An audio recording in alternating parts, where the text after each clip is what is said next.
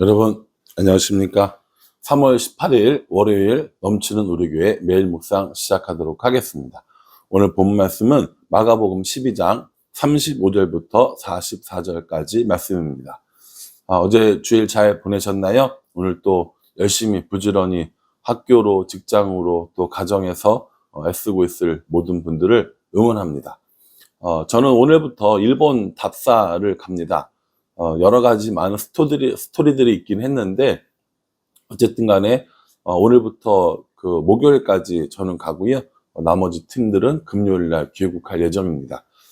이번 일본 답사를 통해서, 현지인 교회, 그 사역할 교회와 또, 일본 그 진명지 선교사님 말고 다른 선교사님 교회 사역하는 것들 한번 살펴볼 예정이고요. 그리고 진면지 목사님 또 그 봉사하는 그것도 한번 방문할 예정입니다. 진면지 목사님은 5월 달에 그 입당 예배를 이제 드리게 되는데요. 그때 오라고 얘기를 했었는데, 그때 가서 답사를 하면 너무 늦을 것 같아서, 그때는 못 간다고 했고, 일정을 좀 당겨서 가게 되었습니다. 오고 가는 길 안전하게 다녀올 수 위해서 기도해 주시고요. 함께 동행하는 일행들 모두가 건강하게 다녀올 수 있도록 함께 기도해 주시기를 부탁을 드리겠습니다. 어제 매일 묵상 그 본문에 서기관이 나왔었잖아요. 그 서기관에 계속되는 이야기라고 보시면 됩니다. 근데 이제 그 서기관을 이야기하는 건 아니고 다른 서기관들이거든요. 그러니까 서기관들이 한 명이 아니라 여러 명이 있었을 거 아닙니까? 그 직업군이 있었을 테니까 그걸 얘기를 하는 겁니다. 오늘 그 35절에 보면 예수께서 성전에서 가르치실새 대답하여 이르시되 어찌하여 서기관들이 그리스도를 다윗의 자손이라 하느냐라고 이렇게 물어보십니다. 그러니까 서기관들이 가르칠 때 그리스도, 다시 말해서 자기들을 구원할 메시아가 올 것인데 이제 그 이름을 그리스도라고 하거든요. 그 그리스도는 다윗의 자손이다 라고 가르쳤다라는 것이죠. 예수님께서는 거기에 대해서 그것이 아니다라고 이야기를 해주십니다. 그 근거를 둔 것이 뭐냐면 시편 110편에 나오는 말씀입니다. 시편 110편은 다윗이 쓴 시거든요. 그 시편 110편 1절에 보면 이런 말씀이 나온다는 거예요. 36절에요. 다윗이 성령에 감동되어 친히 말하되 주께서 내 주께 이르시되 내가 내 원수를 내 발 아래 둘 때까지 내 우편에 앉아 있으라 하셨도다 하였느니라. 그러니까 다윗이 성령의 감동을 받아가지고 말씀을 한 거예요. 이야기를 한 거죠. 뭐라고 얘기했냐면 주께서 내 주께 이르시되, 여기서 앞에 나오는 주는 하나님이고요. 내 주는 예수 그리스도를 말하는 겁니다. 그러니까 하나님이 예수님한테 뭐라고 이야기를 하셨냐면 내가 내 원수를 내 발 아래 둘 때까지 내 우편에 앉아 있으라. 그래서 내가가 누군지, 그렇죠? 내가가 누군지 이걸 잘 파악하셔야 됩니다. 하나님께서 예수님의 원수를 예수님의 발 아래 둘 때까지 하나님 우편에 앉아 있으라라고 예수님한테 하나님이 이야기하신 거예요. 이 얘기를 누가 했어요? 이 얘기를 다윗이 했어요. 이 얘기를 해주시면서 뭐라고 했냐면 다윗이 그리스도를 향하여서 내 주라고 이야기를 했는데 어찌 그리스도가 다윗의 자손이겠느냐라고 이렇게 이야기를 하는 겁니다. 예, 혈통상 예수님은 다윗의 자손이 맞습니다. 그러나 다윗의 자손이 아니라 다윗보다 훨씬 더 먼저 있으셨고 심지어 다윗의 주가 된다라고 다윗이 고백했다라는 것입니다. 그러니 이 서기관들의 가르침이 일부는 맞고 일부는 틀리다라는 것을 친히 말씀해 주시는 거죠. 다윗의 자손의 계통으로 오시는 건 맞지만 다윗의 자손은 아니라는 거죠.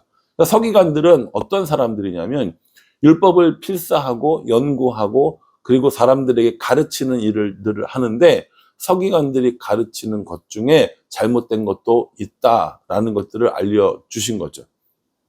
이렇게 예수님께서 말씀을 전해주시니까 사람들의 반응이 어떠냐면 37절 마지막에 많은 사람들이 즐겁게 듣더라 라고 이렇게 이야기합니다. 많은 사람들이 즐겁게 들었어요. 이 즐겁게 듣는다는 말은요, 동의한다 혹은 깨닫는다 라는 의미가 포함되어져 있습니다. 여러분, 저도 설교를 하고 여러분도 설교를 들으시지만 어떨 때 마음이 즐겁고 어떨 때 기쁘고 어떨 때 그렇구나 라는 탄식을 하냐면, 첫 번째는 여러분들이 모르는 걸 들었을 때. 제가 설교 중에 여러분들이 모르는 내용을 설교를 하잖아요. 그리고 거기서 뭔가 깨닫게 되고 배우게 되잖아요. 그러면 그렇구나 라고 하면서 마음이 즐겁습니다. 또요, 여러분들이 고민하고 있는 문제들에 대해서 말씀으로 그 문제를 풀어지는 경우들이 있거든요. 내가 되게 고민하고 있었는데 오늘 설교를 들었더니 그 말씀에 대한 답이 있네 라고 깨우쳐지면서 동의되어지는 것들이 있다고요. 이때 뭡니까? 이때 마음이 즐겁게 된다라는 겁니다. 그러니 예수님의 이 말씀을 통하여서, 쉽게 말하면 설교인 거죠. 예수님의 이 설교를 통하여서 사람들의 마음이 즐거워졌다고 하니, 설교를 하는 제 입장에서 보면 나도 이런 은혜를 좀 구해야겠다라는 생각을 해봅니다. 여러분들은 설교하는 사람이 아니니까 이거 목사님만 적용하면 되겠네 라고 이야기하실지 모르지만, 여러분들의 이야기를 듣고 다른 사람이 즐거워하는가를 한번 생각해 볼 필요가 있습니다. 그 즐거움은 1차적이고 원초적인 즐거움인지 아니면 영혼을 깨우는 그런 즐거움인지 한번 생각해 볼 필요가 있는 거죠. 그래서 우리가 다른 사람들에게 이야기할 때 다른 사람들에게 크게 즐거움을 주는 이야기들을 하고 있는지 우리 자신을 한번 살펴볼 필요가 있습니다. 이렇게 서기관들에 대해서, 서기관들의 가르침에 대해서 이야기를 하시고요. 또 서기관들의 이 외식하는 모습에 대해서도 말씀해 주십니다. 그게 이제 38절부터 40절까지 나오는 말씀인데요. 거기 보면 서기관들의 모습을 이야기하고 계십니다. 긴 옷을 입고 다니는 것을 좋아하고, 시장에서 문안받는 것을 좋아하고, 높은 자리 그리고 윗자리에 앉는 것을 좋아한다라고 이렇게 이야기를 하는 것이죠. 긴 옷을 입는다는 건 자신들의 신분을 나타내는 것이고요. 또 시장에서 문안받는 건 이제 일부러 사람들을 만나러 다니는 거예요. 뭐 하려고요? 인사 받으려고요. 아이고, 서기관님 오셨어요. 뭐 이런 인사 듣고 싶어서 다닌다는 것이죠. 그래서 이렇게 생각하면 돼요. 우리 동네 이마트가 있잖아요. 이마트에 가면 저를 아는 사람들이 또 의외로 많습니다. 그래서 거의 매번 누군가를 아는 사람을 만나고 올 때가 참 많이 있거든요.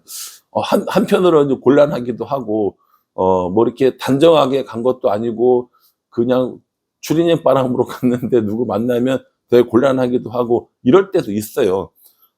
그런데 그걸 즐기는 거죠. 아주 긴 옷을 입고 멋진 옷을 입고 다니면서 사람들한테 문안 인사 받고 오셨냐면서 안녕하시냐면서 지난주 설교 너무 좋았어요. 이런 얘기를 이제 듣고 싶어 하는 것이죠. 요거를 마트에 뭐가 필요해서 가서 사서 만나고 이런 경우는 그럴 수 있지만, 일부러 사람들 만나러 서기관들을 다녔다라는 겁니다. 이러면 안 된다는 거죠. 또요, 높은 자리나 윗자리에 앉는 걸 좋아했다고 합니다. 오늘날은 대부분 그렇진 않지만, 이 당시만 해도 앉을 때 그런 어느 정도 위치가 있었고, 가장 높은 사람이 가장 좋은 자리, 또 이렇게 중앙 자리, 이렇게 앉는 법칙이 있었다고 합니다. 그러니 서기관들은 어떻게 해요? 거기 앉고 싶은 거죠. 예수님께서 전에 이 말씀을 하시면서 상석에 앉지 말라고 했어요. 상석에 앉다가 더 높은 사람이 오면 저 맨 끝으로 가야 되니까 그렇게 앉지 말아라 라는 이야기도 해주셨던 것이 있습니다. 그러니까 저도 이게 담임 목사이다 보니까 어떤 식사 자리나 어떤 무슨 회의 자리나 이렇게 할 때 위치상 높은 자리, 위치상 윗자리 이렇게 앉을 때가 생기더라고요. 사실은 저는 그런 걸 되게 좀 부담스러워하는 편이긴 합니다. 예를 들어서 회의를 주관해야 되기 때문에 모든 사람들이 다 볼 수 있는 위치에 앉는 건 회의를 주관하는 거기 때문에 어쩔 수 없긴 하지만, 밥 먹을 때 어떤 할 때 이렇게 상석이라고 이렇게 하는 자리에 않는 건 좀 아직까지도 부담스러워하고 앞으로도 부담스러워했으면 좋겠다라는 개인적인 소망을 가지고 있습니다.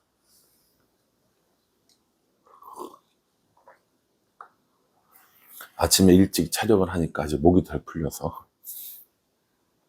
그러니 여러분 생각해 보십시오. 서기관들이 긴 옷을 입고 다니는 걸 좋아하고, 사람들을 시장에서 만나서 문안받는 걸 좋아하고, 높은 자리, 윗자리에 앉는 걸 좋아하고, 이렇게 하니까 예수님께서 그들을 이야기하면서 그렇게 하지 말아라. 그 사람들의 그런 모습들을 본받지 말아라. 라고 이야기를 해주고 계시는 겁니다. 그리고 그 뒤에는 뭐가 나오냐면요. 가난한 한 과부의 이야기가 나옵니다. 예수님께서 헌금함 앞에 앉아 계신 거예요.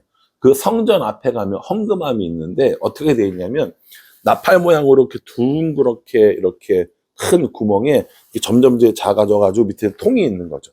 그래서 옛날 동전을 썼으니까 자루를 갖고 와가지고 동전으로 그 나팔 모양의 관에다가 자루를 이렇게 두루룩 집어넣으면 소리가 나요, 안 나요? 나죠. 두두두두두두두두 소리가 날 거 아닙니까? 그래서 여러분 지나가다가 헌금함에서 소리가 두두두두두 나면 쳐다봐요, 안 쳐다봐요?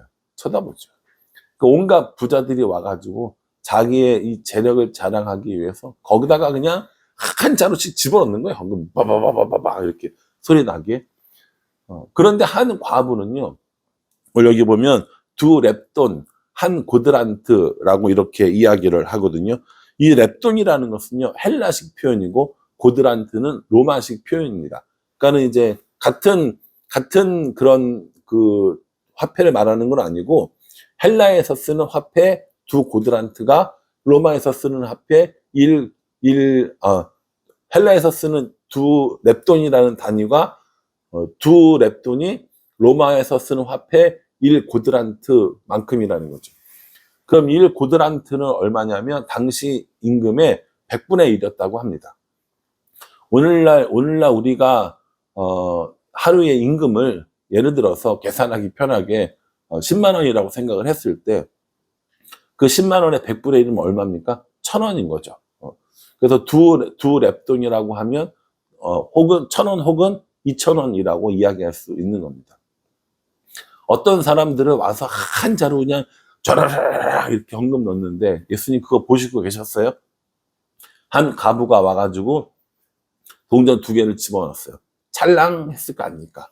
그걸 보시고 예수님께서 뭐라고 이야기하셨냐면 저 과부가 넣은 두 렙돈이 지금까지 헌금을 했던 어떤 부자보다 더 많이 했다라고 얘기합니다.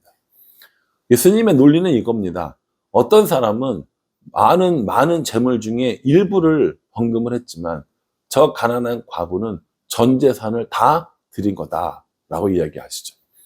여러분 누가 더 헌금 많이 했어요? 부자가 더 많이 했죠. 부자가 훨씬 많이 했죠.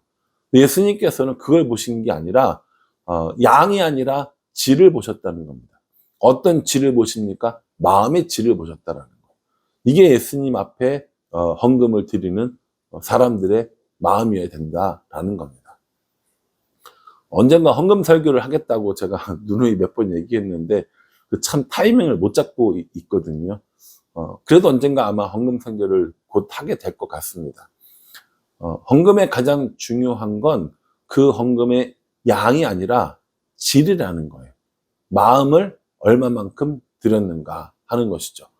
오늘 분명히 이 가난한 과부는 다른 부자들보다 많은 돈을 드리진 않았습니다. 그러나 많은 마음을 드렸고 예수님께서는 그걸 칭찬하신 겁니다. 그러니 여러분 우리도 많은 마음을 드리는 것이 아니라 많은 돈을 드리는 것이 아니라 많은 마음을 드리는 것이 필요하다라고 이야기할 수 있습니다. 예수님께서 마음에 있는 곳에 물질도 있다라는 얘기도 하셨어요. 그러니까 마음이 있는 곳에 물질이 있으니까 많은 물질을 드리면 많은 마음이 가는 거 아닙니까? 라고 이야기하실지 모르지만 그 사람들 눈에는 그렇게 보이겠죠. 그런데 하나님께서는 그 액수가 아니라 양이 아니라 질을 보시고 그 마음의 질을 보신다라는 것이 중요하다는 것이죠. 저도 사람인지라 헌금을 많이 하는 사람을 보면 한 번 더 인사할 수 있을 것 같아요. 헌금을 많이 안 하는 사람을 보면 저 사람은 왜 헌금을 안 하지? 라고 생각할 수 있을 것 같습니다. 그래서 저는 성도 여러분들이 얼마만큼 헌금을 하는지 안 보겠다고 애초에 이야기를 하고 아직까지 잘 지키고 있습니다. 그래서 성도들이 헌금을 얼마큼 했는지, 또 누가 얼마나 11조를 하는지 이런 것들 저는 전혀 모르고 있는 상태인 거죠. 다만 그 헌금 그 간지 나가는 명단 있잖아요. 그걸 보면서 기도는 합니다. 더 많은 11조를 드릴 수 있도록, 더 많은 마음을 드릴 수 있도록, 더 많은 감사를 드릴 수 있도록, 더 많은 마음을 드릴 수 있도록, 더 많은 성경 헌금을 드리고 다른 헌금을 드릴 수 있도록, 또 더 많은 마음들을 드릴 수 있도록 그렇게 기도를 하고 있습니다. 사랑하는 성도 여러분, 예수님께서 분명히 우리에게 양이 아니라 질을 보겠다 말씀하셨습니다. 그건요, 서기관들에게도 마찬가지였던 거죠. 긴 옷을 입고 다니는 게 뭐가 문제겠어요? 긴 옷 입고 다니는 마음이 문제인 거죠. 지장에서 문 안 받는 게 왜 문제겠어요? 문 안 받는 마음이 문제겠죠. 높은 자리에 앉을 사람은 앉아야 될 거 아닙니까? 그런데 그것이 아니라 마음이 문제다라고 이야기를 하십니다. 사람들이 볼 때는 다 똑같아요. 그러나 하나님께서는 분명히 마음의 중심을 아시는 분입니다. 그러니 저도 그렇고 여러분들도 그렇고요. 마음의 중심을 보시는 하나님 앞에 마음을 드리면서 살아가는 우리 모두가 되기를 주님의 이름으로 축복합니다. 기도하겠습니다. 하나님, 서기관의 외식된 마음을 꾸짖으시면서 한 과부의 전부를 드린 마음을 칭찬해 주십니다. 이 말씀에 비춰볼 때 우리는 얼마만큼의 마음을 드리고 있는지 돌이켜보게 됩니다. 적은 마음, 궁핍한 마음 드리는 것이 아니라 마음의 전부를 담아 하나님께 드리는 삶을 살 수 있도록 우리 인도하여 주시옵소서. 예수님의 이름으로 기도합니다. 아멘.